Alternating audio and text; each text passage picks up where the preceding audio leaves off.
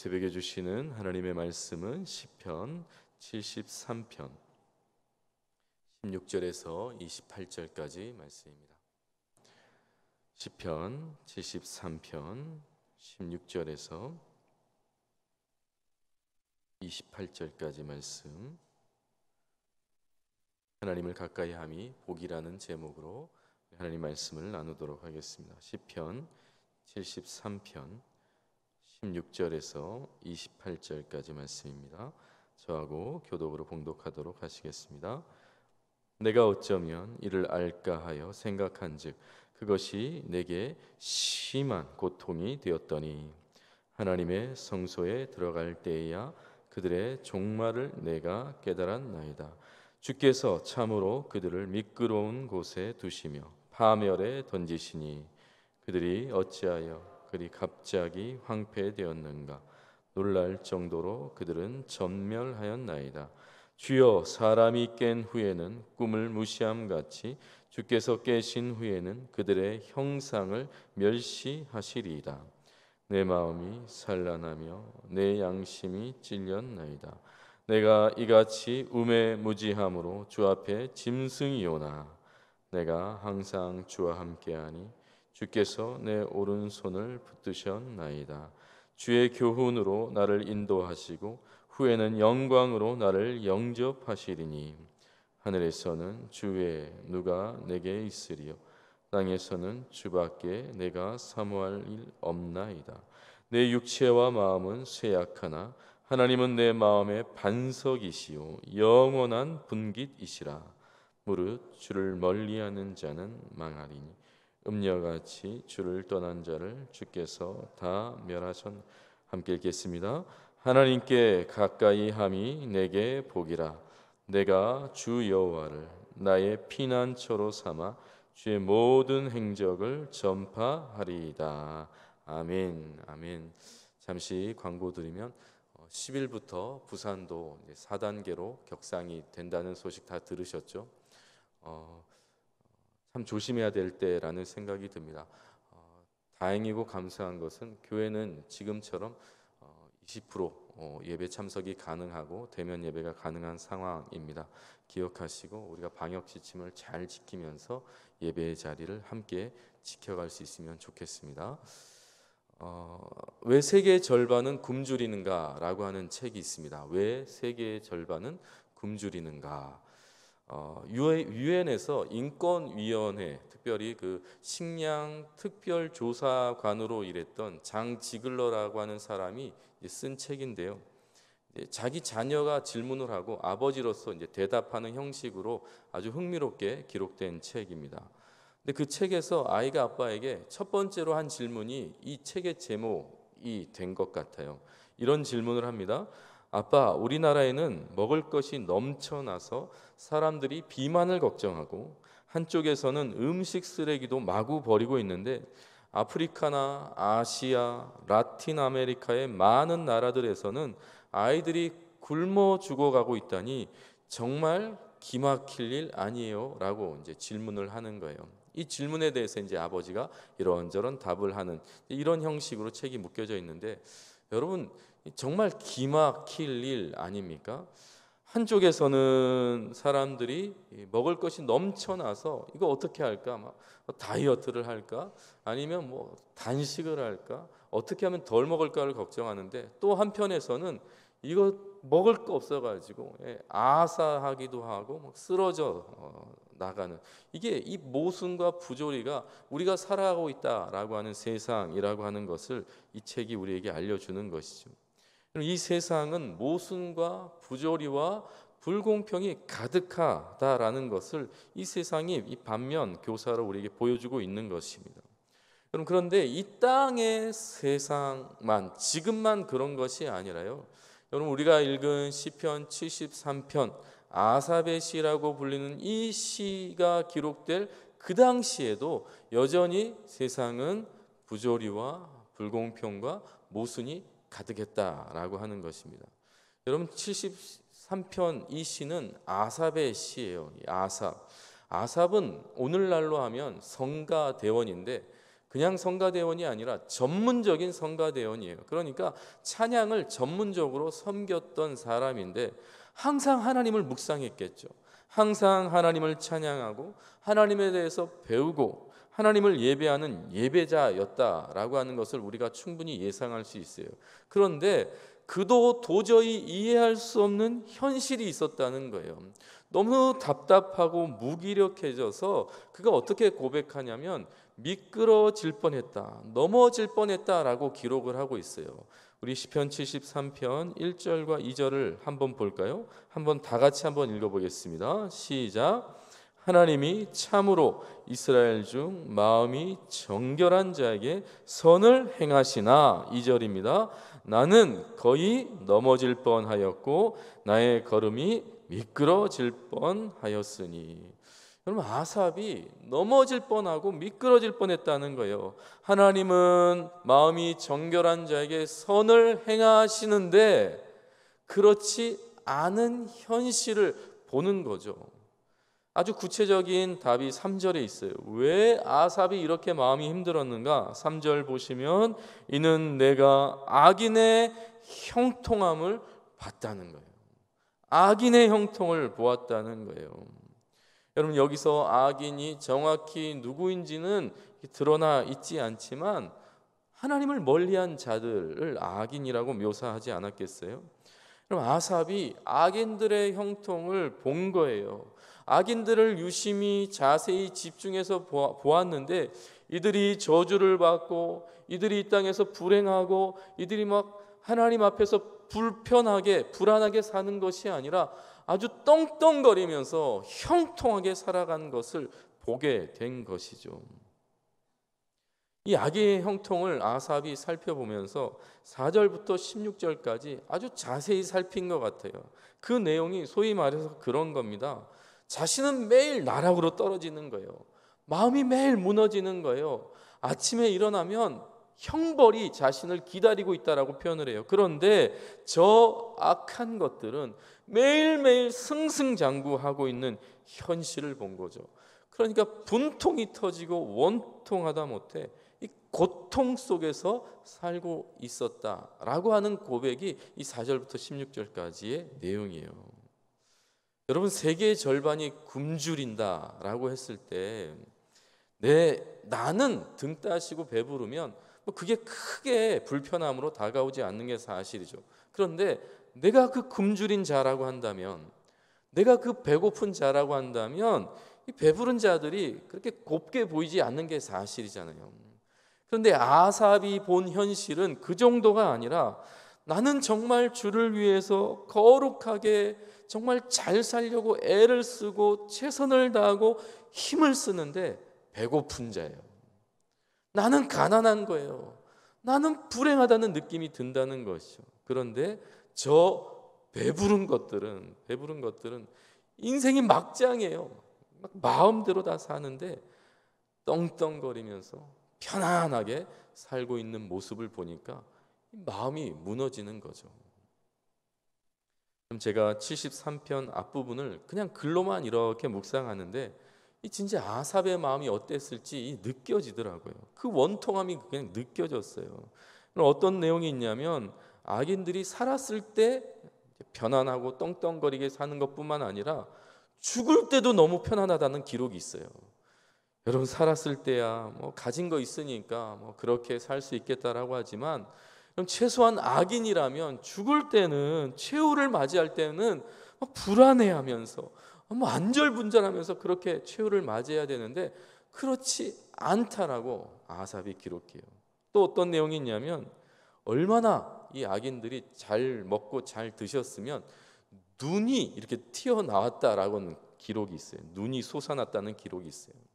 얼마만큼 먹어야 이게 눈이 이렇게 튀어나올 정도로 먹을 수 있는 건지 모르겠지만 아삽이 본 거예요. 그거를 악인들의 눈이 튀어나오는 모습, 정말 잘 먹고 편안해서. 또 이런 기록이 있어요. 아삽이 질투가 날 정도로 내가 심지어 헛살았다는 생각이 들 정도로 고통스럽다라는 기록이 있어요. 실제로 이 현실을 이해하기 힘든 아삽이 고통이라고 하는 표현을 씁니다. 그런데 사랑하는 동부교회 성도 여러분, 아삽이 이런 모순투성이인 세상 속에서 절망하고 포기하고 나락으로 떨어지고 또 그냥 이 세상을 불평 원망하다가 그냥 죽었을 것 같은데 그렇게 인생이 마무리가 되지 않아요. 여러분, 후반전에 놀라운 변화가 일어나요. 아삽이 하나님을 통해서 위로를 경험하고 회복을 경험하고 소망을 발견하게 되더라는 거예요. 여러분 2절 기억나십니까? 2절 기억나십니까? 2절을 보시면요, 나는 거의 넘어질 뻔하였고 나의 걸음이 미끄러질 뻔하였다라고 기록을 했어요. 그럼 시를 쓰면서 이렇게 기록한 거예요. 나는 그럴 뻔했다, 실족할 뻔했다, 절망할 뻔했다라는 거예요. 그럴 뻔했지만 그렇게 되었다는 게 아니라는 것입니다. 이 세상의 모순과 부조리와 이 불평등을 바라보면서 미끄러질 뻔했으나 실족할 뻔했으나 내가 그렇게 되지 않았다는 거예요. 무슨 말입니까? 이 답답한 현실을 바라보는 중에도 하나님의 은혜가 아삽을 붙들어 주었다는 것입니다. 오늘 시편 73편은요 딱 두 개로 나눌 수 있어요. 하나는 16절까지, 또 하나는 17절부터 28절까지인데요. 앞부분은 바로 이거예요. 제가 설명했던 대로 이 부조리한 세상 앞에서 고통받는 이 아삽의 부르짖음이에요. 그런데 17절부터는 역전이 일어납니다. 이 모순 덩어리인 세상을 바라보면서 눈이 완전히 바뀌었어요. 소망으로 찬양하면서 하나님에 대한 기대함으로 끝나는 게 이 시편 73편이라고 하는 것입니다. 여러분, 이것이 하나님의 자녀들의 특권인 줄 믿습니다. 하나님의 백성들은 어떤 현실 속에서도 그 현실에 매몰당하지 않고 뚫고 일어나는 존재라는 것을 잊지 마시기 바랍니다. 부조리한 세상 속에서 고통하고 신음하며 끝나는 것이 아니라, 좌절하고 절망으로 끝나는 것이 아니라 소망으로, 위로로, 능력으로 다시 회복되는 존재가 성도라고 하는 거예요.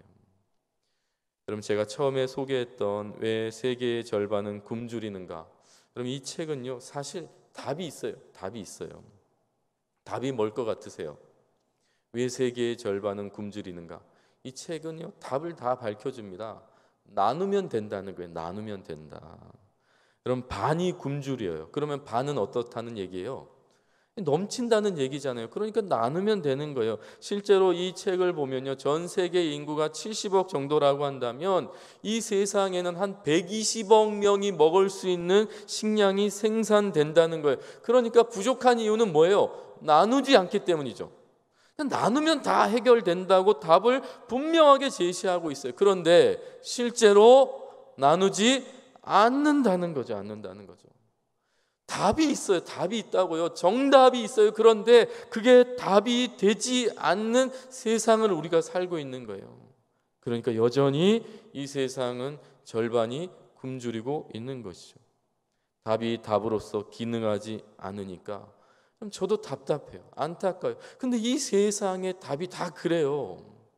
답이 없어서가 아니라 답이 있음에도 불구하고 그걸 실천할 능력이 없는 세상이 바로 이 세상이라고 하는 것이죠. 그런데 시편 73편은 이 모순적인 세상 속에서도 그 모순에 갇히지 않게 한다는 거예요. 그 현실 속에서도 우리가 견디게 하고 살게 하고 소망을 보게 한다라고 하는 것입니다.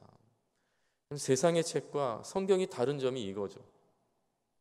능력이 있어요. 성경은 하나님의 말씀은 살아 운동력이 있어 좌우의 날선 어떤 것보다도 예리하여 혼과 영과 이 관절과 골수를 찔러 쪼개기까지 하는 능력이 하나님의 말씀에 있는 줄 믿습니다.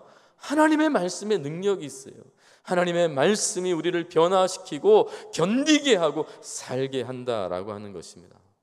그렇다면 도대체 아삽이 도대체 어떠한 능력을 보게 된 것일까? 28절 우리 같이 한번 선포하도록 하겠습니다. 시작.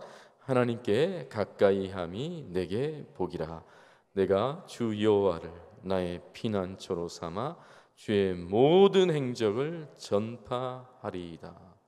이게 무슨 말이에요?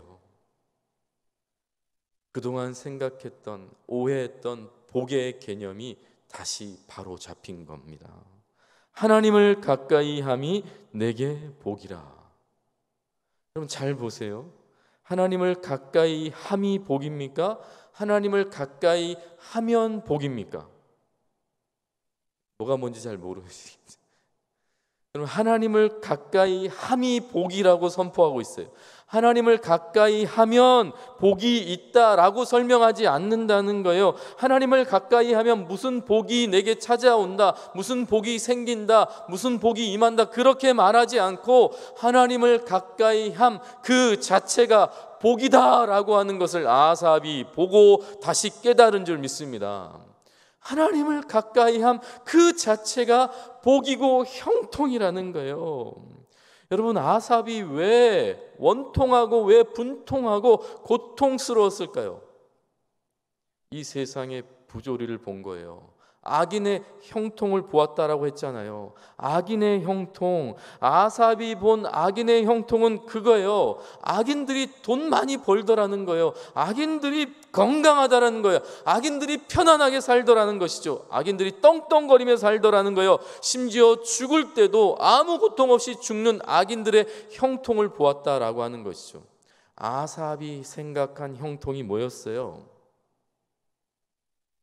하나님 없이도 잘 사는 것, 그게 형통이라고 여긴 거죠. 하나님 없이 잘 먹고 잘 자고 잘 쉬고 잘 누리는 것, 그게 형통이라고 아삽이 생각했던 거예요. 여러분, 정말 그게 형통입니까? 하나님 없이 그렇게 편안한 게 형통이에요? 여러분, 목자 없는 양이 형통한 거예요? 여러분, 부모 없는 고아의 삶이 형통이냐는 거예요. 그런데 아삽이 마치 그게 형통인 줄 오해하고 있었다라고 하는 것이죠. 여러분, 아삽만이 아니죠. 우리도 세상을 살다 보면 마치 그게 복인 것처럼, 마치 그것이 전부인 것처럼, 마치 그게 형통인 것처럼 살 때가 있죠. 그래서 돌아온 탕자처럼 있는 아버지도 버리고 떠나는 게 우리의 어리석음일 때가 너무너무 많죠. 그러나 17절 우리 같이 한번 볼까요? 17절 시작. 하나님의 성소에 들어갈 때야 그들의 종말을 내가 깨달았나이다. 다시 하나님 앞에 나오면서 하나님 앞에 서면서 세상의 소리와 세상의 가치와 세상의 형통이 깨어진 거예요. 하나님 가까이 함이 복이라는 것이 다시 알아진 줄 믿습니다. 동부교회 새벽 성도 여러분, 아삽이 다시 확인한 건 하나님 없이 사는 것은 결국 멸망이라는 것을 깨달은 거예요. 아무리 그가 잘 먹고 잘 살고 건강하고 떵떵거릴지라도 그게 진정한 복이 아니라는 것을 아삽이 깨달은 것이죠. 여러분, 우리도 인생이 대동소이하잖아요. 어제 담임 목사님께서 설교 때 잠깐 언급하셨던 것처럼 강정호 목사님이 책을 내셨다고 했잖아요. 하나님 왜 이러세요? 하나님 도대체 내게 왜 이러세요? 도대체 이해할 수 없는 현실 속에서 도대체 하나님 나에게 왜 이러냐고 하나님께 따지고 묻고 외치고 싶을 때가 한두 번이 아닌 게 다 우리의 인생, 우리의 삶이잖아요. 그런데 여러분, 우리가 이해할 수 없는 세상 속에서 우리가 다른 데 가지 않고 다른 데 마음 쏟지 않고 하나님께 따지고 묻고 외치는 것, 그거 자체가 형통이라는 것을 잊지 마시기 바랍니다. 하나님께 붙어 있다는 것, 그럼에도 불구하고 여전히 하나님과 동행하고 있다는 것이 형통이에요. 그 어디나 하늘나라 하나님과 동행하는 것 그 자체가 그 어디에서나 그 어떤 상황 속에서나 이 모순과 부조리가 판치는 세상 속에서도 하나님과 동행함 자체가 복이고 형통이라고 하는 것을 다시 깨닫는 주의 성도들 되기를 축복합니다. 그런 그 거대한 타이타닉호가 두동강이 난 그날, 몇 명의 성도들이 그 거센 파도가 배를 완전히 휩싸일 때까지 끝까지 찬양을 연주했던 그 장면 기억하십니까? 그 찬양이 바로 우리가 처음에 불렀던 내 주를 가까이라고 하는 찬양이에요. 내 주를 가까이. 그럼 내 주를 가까이 함은 죽음도 막지 못하는 형통이요 복인 줄 믿습니다. 우리가 그 복을 누리고 있는 자라는 것을 잊지 마시기 바랍니다.